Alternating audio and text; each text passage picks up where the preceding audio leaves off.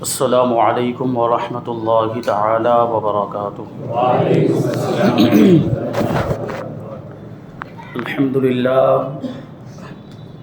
الحمد للہ رب العالمین والعاقبۃ للمتقین والصلاة والسلام علی سید الانبیاء والمرسلین وعلى آلہ واصحابہ اجمعین، اما بعد فاعوذ باللہ من الشیطان الرجیم، بسم اللہ الرحمن الرحیم۔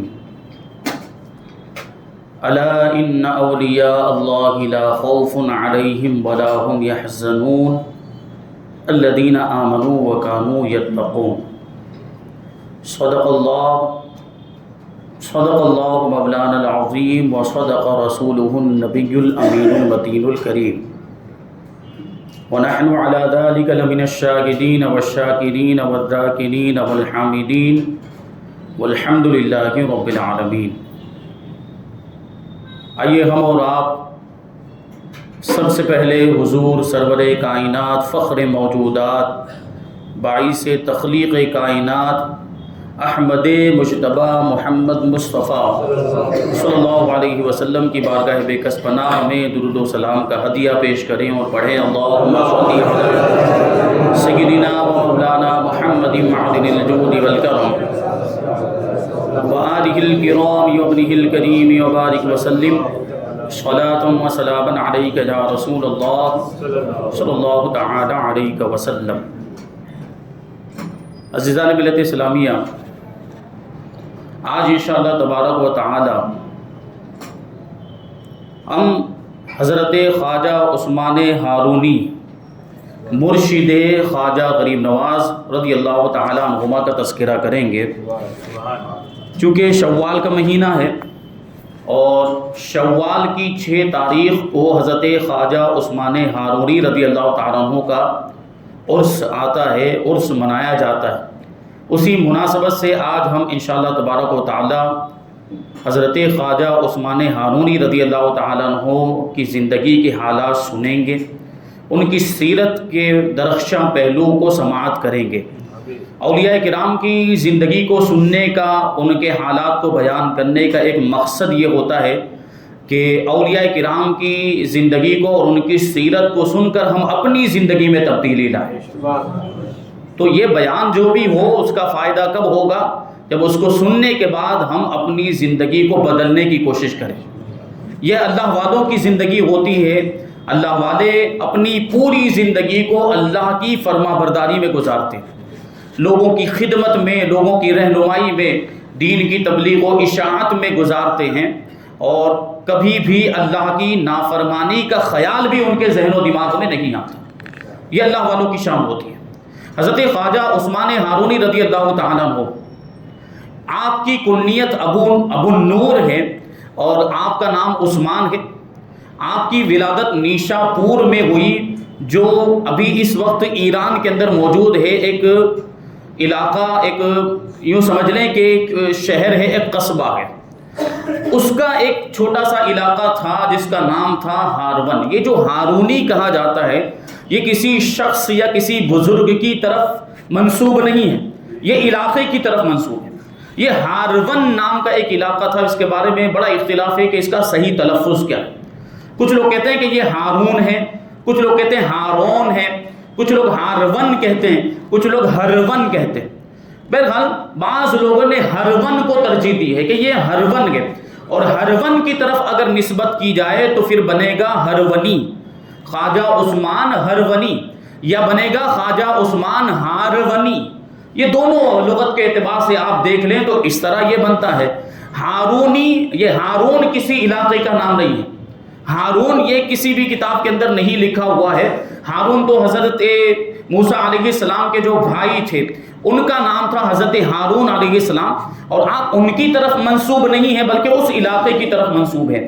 تو اگر صحیح تلفظ کے اعتبار سے دیکھنے جائیں تو یہ ہونا چاہیے ہرونی یا ہارونی، لیکن چونکہ زبان زد خاص و عام ہو چکا ہے، اب ہر خاص اور عام بندہ ہارونی ہی کہتا ہے، خواجہ عثمان ہارونی، تو اس میں بھی کوئی حرج نہیں ہے، کوئی گناہ نہیں ہے، ہارونی بھی کہہ سکتے ہیں۔ لیکن صحیح تلفظ جو تھا میں نے وہ آپ کو بتا دیا۔ تو آپ اس علاقے میں نیشاپور کے اس قصبے میں پیدا ہوئے، اور آپ کی عمر کے بارے میں بتایا جاتا ہے کہ 91 سال کی عمر ہوئی، اور آپ کے وصال کا جو سال ہے وہ ہے 617۔ اس اعتبار سے آپ کی پیدائش کا جو سال بنتا ہے وہ ہے 526 ہجری، یعنی 526 ہجری میں حضرت خواجہ عثمانی ہارونی رضی اللہ تعالیٰ عنہ کی ولادت ہوئی، آپ دنیا میں تشریف لائے۔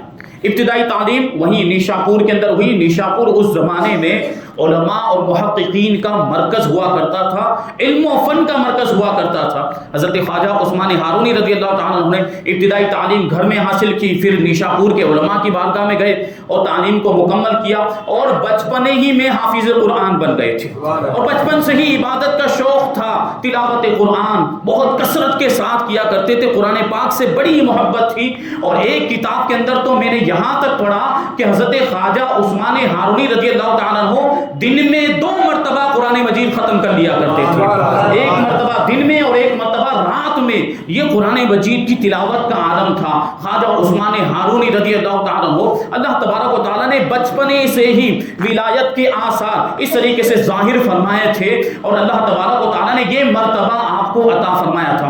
علوم ظاہری کی تکمیل کے بعد علوم باطنی کی طرف آپ متوجہ ہوئے، پیر کامل کی تلاش میں نکلے۔ حضرت خواجہ حاجی شریف زندلی رحمۃ اللہ تعالیٰ نے سلسلہ چشتیہ کے بڑے ہی بزرگ، جلیل القدر، عظیم الشان بزرگ ہیں، ان کی بارگاہ میں حاضر ہوئے، ان کے مرید بنے، ایک عرصے تک آپ کی خدمت میں رہے اور فیض صحبت حاصل کرتے رہے۔ اور حضرت حاجی شریف زندلی نے جب دیکھا کہ یہ جو میرا مرید میرے پاس آیا ہے، ایک زمانہ ایسا آئے گا کہ ایک مخلوق اس سے فائدہ حاصل کرے گی، اس لیے حضرت حاجی شریف زندلی رحمۃ اللہ تعالی نے اپنی بیعت تو کرائی، مرید تو بنایا، ساتھ میں اجازت و خلافت بھی عطا فرمائی، اور کلاہ چہار ترکی بھی عطا فرمائی۔ یہ کلاہ چہار ترکی کیا ہوتا ہے؟ چہار ترکی مطلب 4 چیزوں کو ترک کرنا، 4 چیزوں کو ترک کر دینا، یعنی چھوڑ دینا۔ ایک ہے ترک دنیا، جب اللہ کا ولی اس مرتبے پر پہنچ جاتا ہے تو پھر دنیا سے اس کا کوئی لینا دینا نہیں ہوتا، وہ دنیا داری سے بالکل بے نیاز ہو جاتا ہے۔ دوسرے نمبر پر ہے ترک حرص و لالچ، اس کے دل میں کسی چیز کی لالچ نہیں رہتی، کسی چیز کی حرص نہیں رہتی۔ اور تیسرے نمبر پر ہے ترک خواہشات نفسانی، وہ خواہشات نفسانی کو بھی چھوڑ دیتا ہے، کیونکہ خواہشات نفسانی کی وجہ سے آدمی بہت سارے گناہوں میں مبتلا ہو جایا کرتا ہے۔ اور چوتھے نمبر پر ہے ترک خواب، یعنی پھر وہ سونا بند کر دیتا ہے، وہ شب بیداری کرتا ہے، راتوں رات اپنے رب کی عبادت میں گزارا کرتا ہے۔ یہ چہار ترک کا مطلب یہ ہوتا ہے۔ تو حضرت خواجہ عثمانی ہارونی رضی اللہ تعالیٰ عنہ، اب دیکھیں شریعت کا علم بھی حاصل کر لیا، طریقت کا علم بھی پیر و مرشد کی بارگاہ میں حاضر ہونے کے بعد حاصل کر لیا۔ آپ کی علوم و معارف کے بارے میں حضرت محبوب الہی خواجہ نظام الدین اولیاء رحمۃ اللہ تعالی کے ایک مرید ہیں، بڑے خاص مرید، انہوں نے ایک کتاب لکھی جس کا نام ہے سیر الاولیاء، اور لکھنے والے جو مصنف ہیں ان کا نام مولانا امیر خرد کرمانی رحمۃ اللہ تعالی، محبوب الہی کے مرید ہیں۔ یہ لکھتے ہیں، فارسی میں اصل کتاب ہے، فارسی کی عبارت ہے، فرماتے ہیں کہ در علم شریعت و طریقت و حقیقت عالم وقت بود، کہ خواجہ عثمان ہارونی رضی اللہ تعالیٰ عنہ علم شریعت، علم طریقت اور علم حقیقت میں اپنے زمانے میں سب سے بڑے عالم تھے، ان سے بڑا کوئی عالم نہیں تھا۔ وہ مقتدائے اوتاد و ابدال، اور معاملہ یہ تھا کہ اس زمانے میں جتنے بھی اوتاد اور ابدال، یہ اولیاء اکرام کی قسمیں ہیں، اوتاد اور ابدال، اتنے جتنے بھی اوتاد اور ابدال تھے، حضرت خواجہ عثمان ہارونی رضی اللہ تعالیٰ عنہ سب کے مقتدا اور پیشوا تھے۔ یہ مرتبہ آپ کو ملا تھا، یہ شان ہے حضرت خواجہ عثمان ہارونی رضی اللہ تعالیٰ عنہ۔ اور جس طریقے سے حضرت خواجہ غریب نواز رضی اللہ تعالیٰ عنہ کا ہم نے واقعہ سنا کہ آپ کی زندگی میں کایا پلٹ کا سبب ایک واقعہ بنا تھا، اور وہ واقعہ حضرت ابراہیم قندوزی رضی اللہ تعالیٰ عنہ سے ملاقات۔ واقعہ آپ کے ذہن میں ہونا چاہیے، والد صاحب کے وصال کے بعد حضرت خواجہ غریب نواز رضی اللہ تعالیٰ عنہ کو وراثت میں ایک وہ پنچکی ملی تھی، اور ایک کھجور کا، ایک انگور کا باغ ملا تھا۔ تو اسی باغ کی جو ہے کہ وہ نگہبانی کرتے رہتے تھے اور پنچکی چلاتے رہتے تھے، اور اسی سے اپنا گزر بسر چلاتے تھے۔ اسی باغ میں ایک دن حضرت ابراہیم قندوزی مجذوب بزرگ آ گئے، اور انہوں نے ایک روٹی کا ٹکڑا نکال کر کھلایا تھا، اور اسی کی وجہ سے غریب نواز کی زندگی میں نمایاں تبدیلی آئی۔ وہ سب کچھ چھوڑ دیا، باغ کو بھی بیچ دیا، پنچکی کو بھی بیچ دیا، اور اللہ کی راہ میں نکل گئے تھے۔ اسی طریقے سے حضرت خواجہ عثمان ہارونی رضی اللہ تعالیٰ عنہ کے تعلق سے بھی یہ بات ملتی ہے کتابوں میں کہ آپ کی زندگی میں بھی ابتدائی زمانے میں جب آپ کی عنفوان شباب کا عالم تھا، جب آپ جوانی کی دہلیز میں قدم رکھ رہے تھے، اس وقت آپ کی ملاقات بھی ایک مجذوب بزرگ سے ہوئی تھی جن کا نام چرک مجذوب تھا، چرک بابا مجذوب، چرک نامی بزرگ یہ تھے۔ اور ان کی شان تھی، ایک واقعہ ان کے بارے میں لکھا کہ اللہ تعالیٰ نے کیسا صاحب کرامت ان کو بنایا تھا۔ ایک مرتبہ ایک شہر میں داخل ہوئے، یہ چرک نامی بزرگ ایک شہر میں داخل ہوئے اور وہاں کی مسجد میں جانے کے بعد محراب کے نیچے سو گئے۔ دیکھیں مجذوبوں کے معاملات کیسے ہوتے ہیں، جس کو ہم مستان کہتے ہیں۔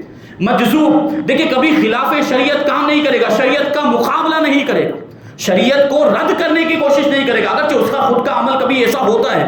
مجذوب کے یہ معاملات ہوتے تو وہ جو ہے کہ محراب کے نیچے آ کے سو گئے۔ جب نماز کا وقت آیا، مؤذن آیا اذان دینے کے لیے، تو دیکھا کہ وہ بزرگ وہاں پہ لیٹے ہوئے سوئے ہوئے، تو وہ آیا قریب میں اور آپ کا پاؤں پکڑ کے پاؤں کو کھینچا اور پاؤں کو ہلانے لگا۔ آپ کی آنکھ کھل گئی، آپ کو جلال آ گیا، آپ نے ایک سرد آہ بھری، یعنی ایک سانس کھینچی اور سانس کو باہر جیسے ہی پھینکا آپ کے منہ سے آگ نکلنے لگی۔ اب اس زمانے میں یہ مسجد اس طرح تو نہیں ہوتی تھی، یہ پتھر کی اینٹ وغیرہ سے بنی ہوئی، لکڑی کی بنی ہوئی محراب بھی تھی اور مسجد کی چھت بھی وہ لکڑی کی بنی ہوئی تھی، دیواریں بھی، اور ساری دیواروں میں بھی آگ لگ گئی، محراب میں بھی اور چھت میں بھی آگ لگ گئی، آپ کے منہ سے آگ نکلی تھی جلال کی وجہ سے۔ اب کیا ہوا، حضرت چرک نامی جو مجذوب تھے وہ مسجد سے باہر نکلے تو وہ آگ بھی مسجد سے باہر نکل گئی اور لوگوں کے گھروں میں داخل ہو، پورے شہر میں آگ لگ گئی۔ اب سارے لوگ دوڑے اس زمانے میں ایک بزرگ تھے جن کا نام شیخ الاسلام حضرت عبداللہ انصاری رضی اللہ تعالیٰ، ان کے پاس آئے اور آنے کے بعد کہنے لگے کہ وہ فلاں مجذوب جو ہے انہوں نے ایسا جو ہے کہ کام کیا ہے، ان کے منہ سے آگ نکلی، مسجد بھی جل گئی، لوگوں کے گھروں میں بھی آگ لگ گئی، آپ کچھ کیجیے۔ تو حضرت عبداللہ انصاری پوچھتے ہیں وہ کس طرف گئے؟ لوگوں نے بتایا اس طرف گئے ہیں۔ تو حضرت عبداللہ انصاری رضی اللہ تعالیٰ اسی طرف گئے تو دیکھا ایک جگہ پر حضرت وہ چرک بزرگ جو تھے وہ مل گئے، ان سے ملاقات ہوئی۔ تو حضرت عبداللہ انصاری کہتے ہیں کہ یہ شہر مجھے بخش دیجئے، وہ کہتے ہیں نہیں بخشوں گا، وہ کہتے ہیں وہ پھر ضد کرنے لگے حضرت عبداللہ انصاری جن کا لقب تھا شیخ الاسلام، مجھے یہ شہر بخش دیجئے۔ تو جب بہت زیادہ انہوں نے اصرار کیا تو مجذوب بزرگ کیا کہتے ہیں، ٹھیک ہے 1/3 یعنی 1/3 1/3 شہر میں تمہیں بخش دیتا ہوں۔ تو حضرت عبداللہ انصاری کہتے ہیں اور اضافہ فرمائیں، تو پھر کہتے ہیں کہ ٹھیک ہے 2/3 شہر میں تم کو بخش دیتا ہوں۔ اب جب حضرت عبداللہ انصاری رضی اللہ تعالیٰ عنہ واپس شہر میں آئے تو 2/3 تو آپ کو مل چکا تھا، اس لیے 2/3 شہر محفوظ رہا، باقی کا 1/3 جل کر خاک ہو گیا۔ یہ ایسے بزرگ تھے، ان کی صحبت میں بچپنے میں ابتدائی زمانے میں حضرت خواجہ عثمان ہارونی رضی اللہ تعالیٰ عنہ رہے، بعض کتابوں کے اندر اس کا تذکرہ ملتا ہے۔ اور پھر حاجی شریف زندنی رضی اللہ عنہ کی بارگاہ میں حاصل ہوئے، پھر آپ کی خدمت سے فیض صحبت حاصل کرنے کے بعد آپ یہاں سے سیر و سیاحت کے لیے نکلے اور بہت سے علاقوں میں گئے، وہاں کے بزرگوں سے ملے، وہاں کے مشائخ سے ملے، وہاں کے علماء سے ملے۔ اسی سلسلے میں ایک جگہ پہ تشریف فرما تھے، وہیں پہ حضرت خواجہ غریب نواز معین الدین چشتی اجمیری رضی اللہ تعالیٰ عنہ کی بھی ملاقات آپ سے ہوئی تھی، اور یہ واقعہ 562 ہجری کا ہے جب غریب نواز کی ملاقات حضرت خواجہ عثمان ہارونی رضی اللہ تعالیٰ عنہ سے ہوئی۔ اور جب خواجہ عثمان ہارونی رضی اللہ تعالیٰ عنہ سے غریب نواز کی ملاقات ہوئی تو ایسے دیوانے ہو گئے اور اپنے آپ کو خواجہ عثمان ہارونی کے اس طرح حوالے کر دیا کہ پھر 20 سال تک آپ کے قدموں سے جدا نہیں ہوئے۔ غریب نواز رضی اللہ تعالیٰ عنہ 20 سال تک پیر و مرشد کی بارگاہ میں رہے، یہ واقعہ میں نے پہلے بھی بیان کیا تھا۔ تو خواجہ عثمان ہارونی رضی اللہ تعالیٰ عنہ یہ شان، حضرت خواجہ غریب نواز رضی اللہ تعالیٰ عنہ اکثر ارشاد فرمایا کرتے تھے کہ ہمارے پیر و مرشد حضرت خواجہ عثمان ہارونی رضی اللہ تعالیٰ عنہ ایک بات کہا کرتے تھے، وہ بات یہ تھی کہ جس آدمی کے اندر 3 خصلتیں ہوں گی، 3 عادتیں ہوں گی، وہ اللہ کا محبوب بن جائے گا، اللہ اس کو اپنا محبوب بنا لے گا۔ وہ 3 عادتیں کیا ہیں؟ دریا کی طرح سخاوت اور فیاضی، اور سورج کی طرح شفقت اور مہربانی۔ دریا کی سخاوت تو آپ جانتے ہیں کہ وہ دریا کسی کو بھی محروم نہیں کرتا، اور سورج کی شفقت اور مہربانی کیسی ہے کہ سورج کی روشنی جب سورج نکلتا ہے تو وہ کوئی علاقہ دیکھتا نہیں ہے کہ اس علاقے میں مجھے روشنی پھیلانی ہے اور اس علاقے میں روشنی نہیں کرنی، اس کی روشنی تو ہر جگہ پہنچتی ہے، تو یہ اس کی شفقت گویا کہ تو اسی طرح انسان کو ہونا چاہیے کہ اس کی سخاوت بھی سب کے لیے عام ہو اور اس کی مہربانی اور رحم دلی، اس کی شفقت بھی سب کے لیے عام۔ اور تیسرے نمبر پر جو بات ارشاد فرمایا کرتے تھے وہ یہ تھی کہ اس کے اندر یہ دریا کی طرح سخاوت اور فیاضی ہو، اور دوسرے نمبر پر سورج کی طرح اس کے اندر کیا ہو؟ شفقت اور مہربانی، اور تیسرے نمبر پر ہے کہ زمین کی طرح تواضع اور انکساری ہو۔ زمین کا معاملہ کیا؟ زمین نیچے بچھی ہوئی لوگوں کے پاؤں کے نیچے آتی ہے کہ نہیں آتی؟ یعنی اس کے اندر کوئی بھی اکڑ نہیں، گویا کہ یعنی اس کی ظاہری حالت کو دیکھیں تو انسان کے اندر اگر یہ کیفیت پیدا ہو جائے کہ بالکل تکبر اور گھمنڈ یہ سب کچھ ختم کر دے، اپنے نفس کو مار دے، تب جا کے وہ اس مرتبے پر پہنچ جاتا ہے کہ پھر اللہ تبارک و تعالیٰ اس کو اپنا محبوب بنا لیا کرتا ہے۔ یہ دیکھیں زندگی کا فلسفہ بیان کر دیا۔ یہ تین صفتیں اگر آدمی اپنے اندر پیدا کر لے تو پھر وہ کامیاب ہو جائے گا۔ یہ حضرت خواجہ عثمان ہارونی رضی اللہ تعالیٰ عنہ، اور ظاہر سی بات ہم تو سنتے رہتے ہیں غریب نواز رضی اللہ تعالیٰ عنہ کی جب اتنی کرامتیں ہیں تو ان کے پیر و مرشد کی کرامتیں نہیں ہوگی؟ بڑی کرامتیں وہ کتابوں کے اندر ذکر کی۔ حالانکہ غریب نواز کے تعلق سے جتنا لکھا گیا خواجہ عثمان ہارونی کے تعلق سے اتنا زیادہ نہیں لکھا گیا، خاص طور پر ہندوستان میں، کیونکہ ہندوستان میں جب غریب نواز تشریف لائے تو سب کی توجہ کا مرکز غریب نواز کی ذات بابرکات تھی، اس لیے بہت غریب نواز کے بارے میں تو بہت زیادہ لکھا گیا۔ آپ کے تعلق سے پوری سیرت اور سارے واقعات، ساری کرامتیں ملیں گی، لیکن خواجہ عثمان ہارونی رضی اللہ تعالیٰ عنہ کے تعلق سے مختصر معلومات ملتی ہے لیکن زیادہ حالات نہیں ملتے، اس لیے مختصر طور پر بیان کر رہا ہوں۔ ایک مرتبہ غریب نواز رضی اللہ تعالیٰ عنہ خود ارشاد فرماتے ہیں کہ میں اپنے پیر و مرشد کے ساتھ تھا، ہم لوگ سفر میں تھے، تو سفر کرتے کرتے دریائے دجلہ کے کنارے پر پہنچے۔ اب ہم نے دیکھا کہ دریائے دجلہ میں جو اتنا بڑا دریا ہے اس کو پار کرنے کے لیے کوئی وہاں پہ ناؤ بھی نہیں ہے، کوئی کشتی بھی نہیں، کوئی دوسرا سامان بھی نہیں جس کے ذریعے سے دریا کو پار کیا جا سکے۔ حضرت خواجہ عثمان ہارونی رضی اللہ تعالیٰ عنہ نے ارشاد فرمایا کہ معین الدین آنکھیں بند کرو۔ میں نے آنکھیں بند کی، تھوڑی دیر کے بعد میرے پیر و مرشد نے کہا کہ معین الدین آنکھ کھولو۔ میں نے اپنی آنکھ کو کھولا تو میں نے کیا دیکھا کہ ہم دوسرے کنارے پر پہنچ چکے ہیں۔ تو مجھے بڑا تعجب، یہ کیسے ہوا؟ یہاں تو نہ کوئی ناؤ تھی، نہ تو کوئی کشتی، نہ ادھر سے ادھر پہنچنے کا کوئی سامان تھا، ہم کیسے پہنچ گئے؟ میں نے پیر و مرشد کی بارگاہ میں تعجب کے طور پر عرض کیا تو حضرت خواجہ عثمان ہارونی رضی اللہ تعالیٰ عنہ نے ارشاد فرمایا کہ میں نے صرف 5 مرتبہ سورہ فاتحہ پڑھی تھی اور ہم اس کنارے سے اس کنارے پر آ گئے۔ یہ اللہ والوں کی شان ہوتی ہے۔ سورہ فاتحہ ہم بھی پڑھتے ہیں لیکن ہماری زبان میں وہ تاثیر نہیں، لیکن ان کی زبان کتنی پاکیزہ تھی، وہ جو کہہ دیتے تھے وہ ہو جاتا تھا۔ یہ اللہ والوں کی شان۔ غریب نواز خود ارشاد فرماتے کہ ایک مرتبہ میرے ایک پڑوسی کا انتقال ہو گیا، وہ میرا پیر بھائی تھا، حضرت خواجہ عثمان ہارونی رضی اللہ تعالیٰ عنہ کا ہی مرید تھا۔ اب اس کے انتقال کے وقت میں اس کے جنازے میں بھی شریک ہوا، اس کے کفن دفن میں بھی میں شریک ہوا۔ اب جب لوگ اس کو دفن کر کے جانے لگے تو چونکہ وہ میرا پڑوسی تھا، میرا حق بنتا تھا، اس لیے غریب نواز کہتے ہیں میں 1 گھنٹے تک اس کی قبر پر بیٹھا رہا، 1 گھنٹے تک اپنے پڑوسی کی قبر پر میں بیٹھا رہا۔ اب دیکھیں غریب نواز کی نگاہ کا عالم بھی دیکھیں، قبر میں کیا ہو رہا ہے وہ اوپر سے ملاحظہ فرما رہا ہے۔ یہ غریب نواز تو کیا ہوا؟ فرماتے کہ میں بیٹھا ہوا تھا کہ اچانک دیکھتا ہوں کہ میرے پڑوسی کی قبر میں عذاب کے فرشتے آ گئے، عذاب دینے کے لیے عذاب کے فرشتے آ گئے۔ اب تھوڑی دیر گزری تھی، میں تعجب بھی کر رہا تھا کہ یہ کیا معاملہ ہو گیا، یہ تو ہمارے شیخ کا مرید ہے اور اس کو عذاب دیا جا رہا ہے، عذاب کے فرشتے آ گئے۔ ابھی تھوڑی ہی دیر گزری تھی کہ دوسری طرف سے میرے پیر و مرشد حضرت خواجہ عثمان ہارونی رضی اللہ تعالیٰ عنہ بھی تشریف لائے اور آنے کے بعد فرشتوں کو کہتے ہیں یہ میرا مرید تھا، اسے ہرگز عذاب مت دینا۔ اب فرشتے کہنے لگے ہمیں تو اللہ کا حکم ملا ہے، ہم اللہ کے حکم کے خلاف نہیں کر سکتے۔ تو اب ادھر دوسری جانب سے اللہ کی طرف سے پکارنے والے نے پکار کر کہا اے فرشتوں عثمان ہارونی سے کہہ دو کہ یہ اگرچہ آپ کا مرید تھا لیکن آپ سے پھرا ہوا تھا، یعنی آپ کا نافرمان تھا، آپ کی فرما برداری نہیں کرتا تھا، آپ کا کہا نہیں مانتا تھا۔ فرشتوں نے جب یہ بات کہی تو حضرت خواجہ عثمان ہارونی رضی اللہ تعالیٰ عنہ نے فرشتوں سے کہا کہ اگرچہ یہ ہماری نافرمانی کرتا تھا لیکن ہمارے سلسلے میں تو داخل ہو چکا تھا۔ اب ادھر اللہ کی جانب سے پکارنے والا پکار کر کہتا ہے فرشتوں اس سے اپنے ہاتھ کو روک لو، اسے عذاب مت دو کیونکہ ہم نے عثمان ہارونی کے صدقے میں اس کے گناہوں کو بخش دیا۔ یہ شان تھی اور یہ مقام و مرتبہ۔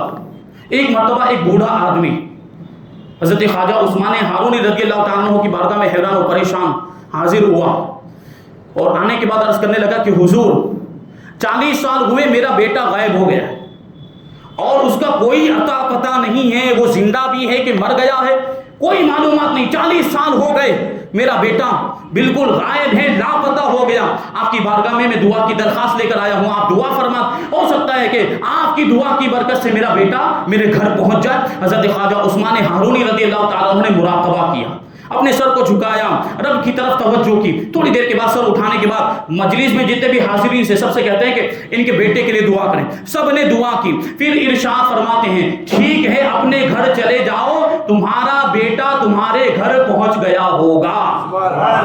یہ اللہ والوں کی زبان سے بات دیکھیں نکلتی ہے، الفاظ نکلتے۔ اب کیا ہوا، وہ جو بوڑھا آدمی تھا حضرت خواجہ عثمان ہارونی رضی اللہ تعالیٰ عنہ کی بارگاہ سے نکلا، ابھی دیکھیں راستے میں ہی تھا کہ ادھر سے آنے والا ایک شخص ملا اور اس کو کہتا ہے راستے میں ہی کہ تمہیں مبارک ہو، تمہارا بیٹا گھر پہنچ گیا۔ 40 سال سے غائب تھا، 40 سال سے غائب۔ اب یہ بوڑھا آدمی اپنے گھر پہنچا تو کیا دیکھتا ہے، اس کا بیٹا گھر میں موجود ہے۔ اب دونوں ایک دوسرے سے گلے لگے، بغل گیر ہوئے، اور فوراً انہوں نے کہا کہ یہ تو جو بھی معاملہ ہوا حضرت عثمان ہارونی کی دعا کی برکت سے ہوا، اس لیے ہمیں ان کی بارگاہ میں حاضری دینی چاہیے، قدم بوسی کرنی چاہیے۔ دونوں باپ بیٹے فوراً حضرت خواجہ عثمان ہارونی رضی اللہ تعالیٰ عنہ کی بارگاہ میں حاضر ہوئے، قدم بوسی کی۔ حضرت خواجہ عثمان ہارونی رضی اللہ تعالیٰ عنہ نے اس لڑکے سے پوچھا بتا تیرا معاملہ کیا ہے، 40 سال تک تو کہاں تھا، تیرے ساتھ یہ کیسے ہوا؟ تو وہ کہنے لگا کہ مجھے جناتوں کی ایک جماعت نے پکڑ لیا تھا، مجھے قید کر لیا تھا، اور فلاں جزیرے میں لے جا کر مجھے زنجیروں میں جکڑ دیا تھا، مجھے بیڑیوں میں جکڑ دیا تھا، 40 سال تک یہی کیفیت رہی۔ لیکن آج کا معاملہ آپ کو بتاؤں کہ بالکل آپ کی شکل و صورت والے ایک بزرگ آئے، اور آنے کے بعد انہوں نے میری زنجیروں کو پکڑ کر مجھے اپنے قریب کھڑا کر لیا، اور قریب کھڑا کرنے کے بعد زنجیروں کی طرف اشارہ کیا، ساری زنجیریں اور ساری بیڑیاں ٹوٹ کر گر گئی، اور پھر آپ نے ارشاد فرمایا میرے پاؤں پر اپنے پاؤں رکھ لو، میں نے ویسا ہی کیا۔ پھر ارشاد فرمایا اپنی آنکھیں بند کر لو، میں نے آنکھیں بند کر لی۔ پھر ارشاد فرمایا آنکھیں کھولو، جب میں نے آنکھیں کھولی تو میں اپنے گھر میں موجود تھا۔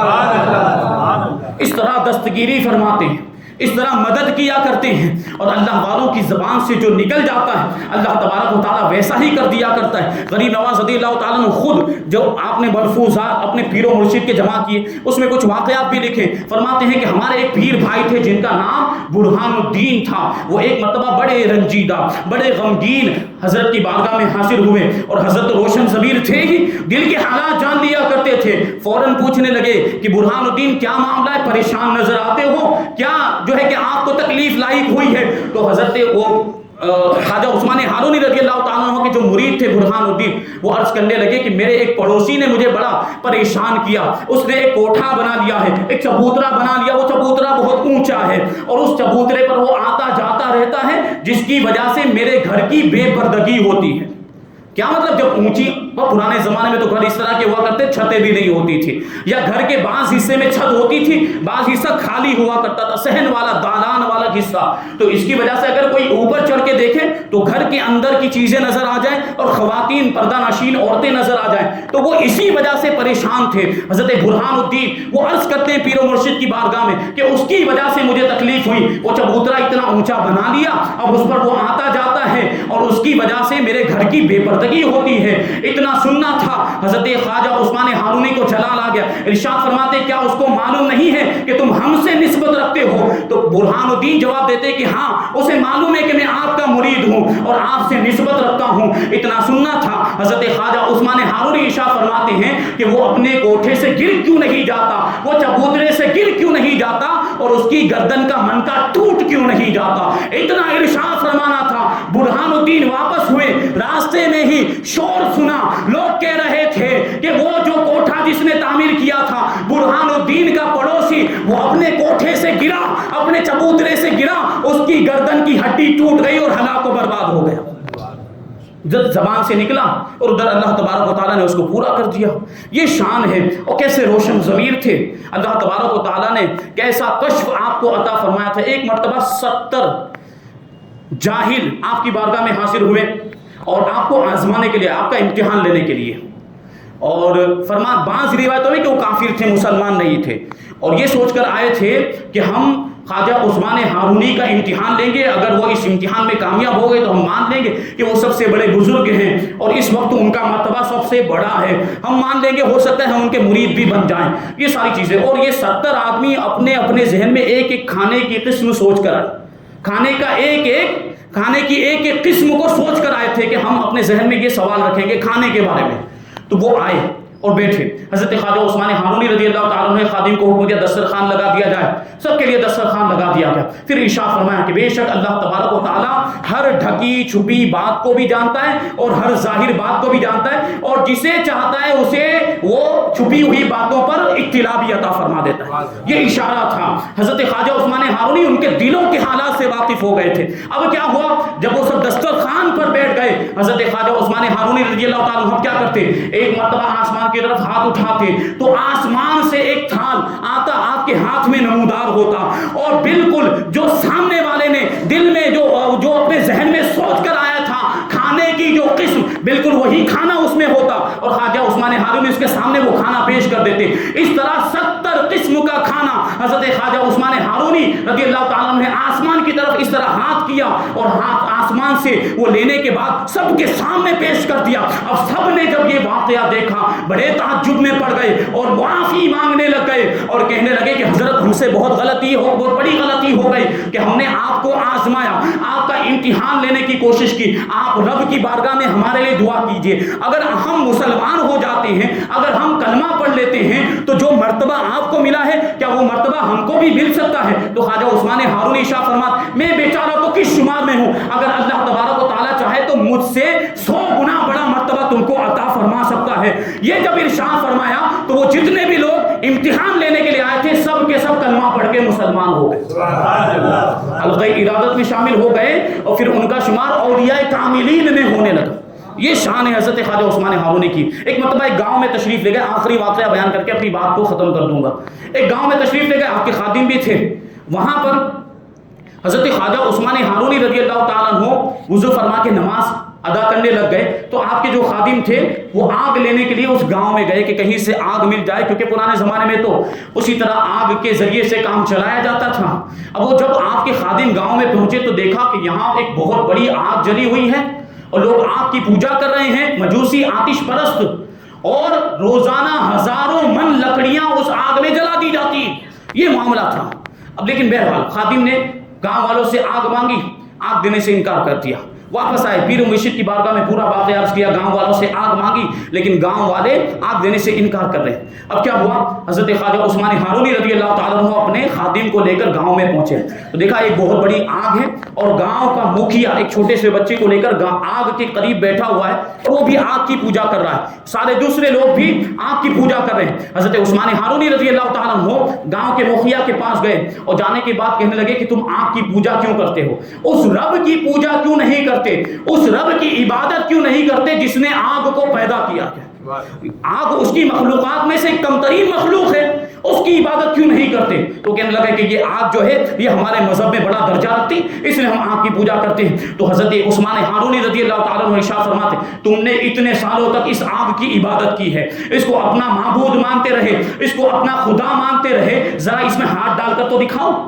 ذرا اس میں آگ کے اندر ہاتھ ڈال کر تو دکھاؤ، یہ تمہارا معبود ہے، تمہارا خدا ہے، تمہیں تکلیف نہیں پہنچائے گا، ذرا اس میں ہاتھ۔ تو وہ کیا کہتا ہے جو گاؤں کا مکھیا تھا، بھائی آگ کی تاثیر تو جلانا ہوتا ہے، میں کیسے اس میں ہاتھ ڈال سکتا ہوں، اگر میں نے اس میں ہاتھ ڈالا تو میرا ہاتھ جل جائے گا۔ اس نے ادھر یہ بات کہی، حضرت خواجہ عثمان ہارونی رضی اللہ تعالیٰ عنہ دوسری طرف اس کے ہاتھ اس کی گود میں سے بچے کو چھین لیا، اور بچے کے ساتھ حضرت خواجہ عثمان ہارونی رضی اللہ تعالیٰ عنہ آگ میں داخل ہو گئے۔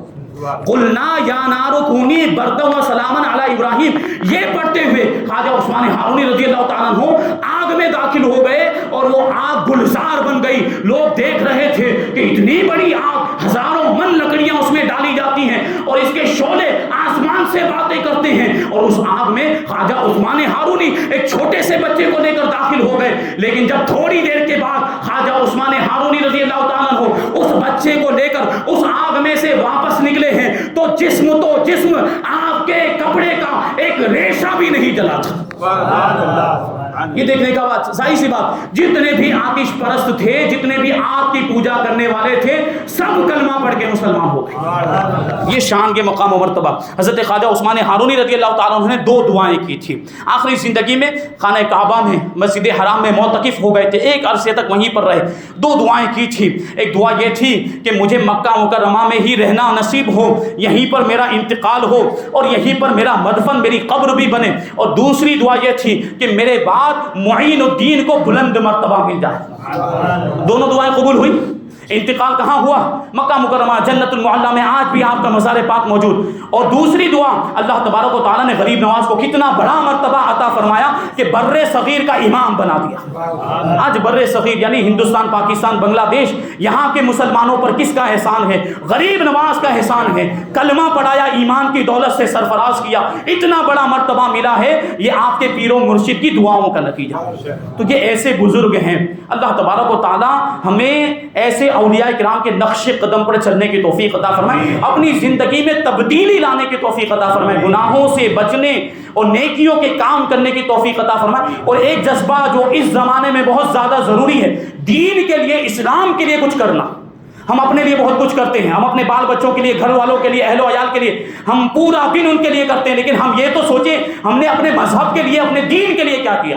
تو یہ دعا بھی کرنی چاہیے، یہ جذبہ بھی پیدا کرنا ہے کہ ہمیں اپنے دین کے لیے کچھ کرنا ہے، اپنے اسلام کی خدمت کرنی ہے، یہ جذبہ ضرور ہونا چاہیے، کیونکہ اولیاء کرام کی زندگی سے ہمیں یہی سبق ملتا ہے۔ اللہ تبارک و تعالی ہم سب کو توفیق عطا فرمائے۔ وما علینا الا البلاغ۔ اب